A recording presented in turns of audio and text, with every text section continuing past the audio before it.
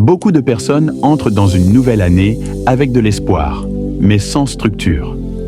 Ils espèrent que les choses vont changer, mais ils ne changent ni leur manière de penser, ni leur manière de décider, ni leur manière de commencer. L'espoir sans direction fatigue. Espérer sans cadre épuise. Cette vidéo n'est pas une prière émotionnelle. Ce n'est pas un moment où l'on va simplement dire « Seigneur, aide-moi ». C'est une boussole spirituelle. Parce que ce n'est pas seulement la prière qui change une année, c'est la direction que l'on prend après avoir compris. Si tu veux vraiment bien commencer 2026, écoute attentivement ces 7 conseils.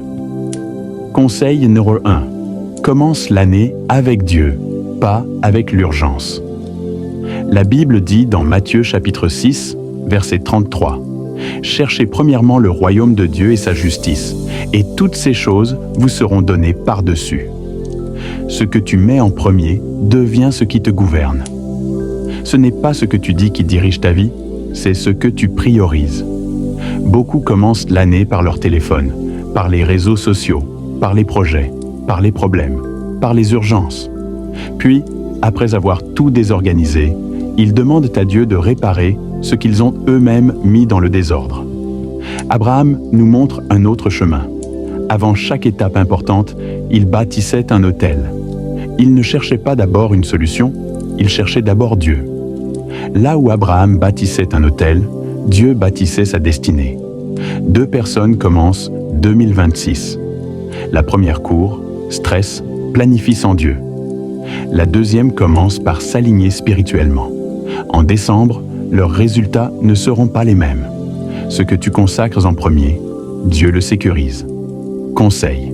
Numéro 2. Entre dans 2026 avec une vision claire. La Bible dit dans Habacuc chapitre 2, verset 2, « Écris la vision, grave-la sur des tables, afin qu'on la lise couramment. » Beaucoup prient, mais très peu savent exactement ce qu'ils veulent. Une année sans vision devient une année subie. Quand tu n'as pas de vision, tu acceptes tout, tu te disperses, tu te fatigues inutilement. Joseph avait une vision avant d'avoir une position. Même en prison, la vision le maintenait stable. La vision précède toujours la manifestation. Dieu montre avant d'établir. Sans vision, tu dis oui à tout. Avec une vision, tu avances avec cohérence. Écris clairement ce que tu veux voir changer, ce que tu dois arrêter et ce que tu veux bâtir. Une vision écrite attire la discipline. Conseil. Numéro 3. Fais le bilan avant d'avancer. Lamentation. Chapitre 3, verset 40. Dit, examinons nos voies, sondons-les. Dieu ne bénit pas le déni. Il bénit la vérité. Le peuple d'Israël a tourné 40 ans dans le désert parce qu'il refusait d'apprendre de ses erreurs. Ce qui n'est pas corrigé se répète. Le problème n'est pas l'année. Le problème est souvent l'approche. Pose-toi ces questions. Qu'est-ce qui m'a ralenti?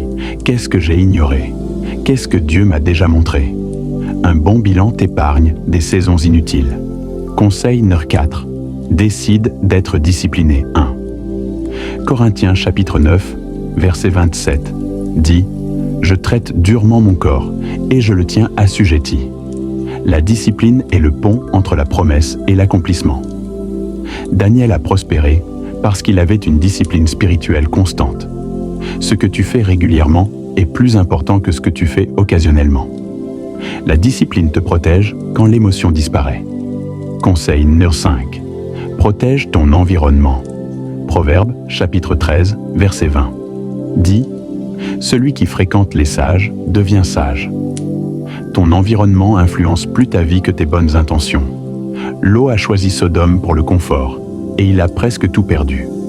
Tu ne peux pas grandir dans un environnement qui nourrit ce que Dieu veut t'enlever. Change d'environnement si tu veux changer de résultat. Conseil numéro 6. Demande la direction de Dieu.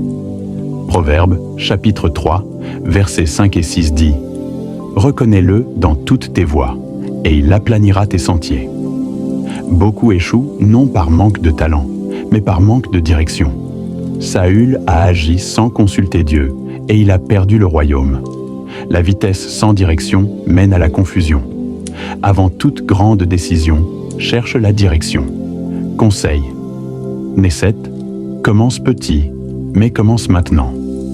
Ecclésiaste chapitre 11, verset 4 dit « Celui qui observe le vent ne sèmera point. » Attendre le moment parfait est une illusion. David n'était pas prêt selon les hommes, mais disponible selon Dieu. Dieu perfectionne en chemin. Commence avec ce que tu as. Commence maintenant. 2026 ne changera pas par hasard. Elle changera par décision. Si ce message t'a parlé, écris en commentaire. Je prends ma destinée au sérieux. Reste connecté à Prière de Feu. Ici, nous ne courons pas.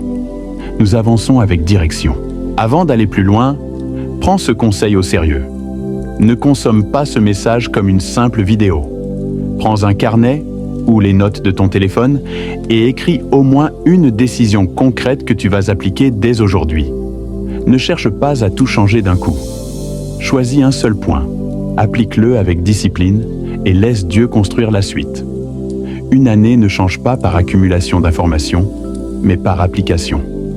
Si tu prends ta destinée au sérieux, écris en commentaire « Je prends ma destinée au sérieux » et reste connecté à Prière de Feu.